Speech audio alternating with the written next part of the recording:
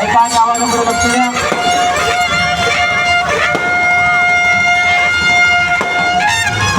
या ठिकाणी फुगडी ज्यांना खेळायची असेल त्यांनी लवकरात लवकर या ठिकाणी या गोल सर्कलमध्ये चला. आपला जोडीदार घ्यायचा आणि या गोल सर्कलमध्ये चला लवकर. ज्यांना फुगडी खेळायची आहे ते चला चला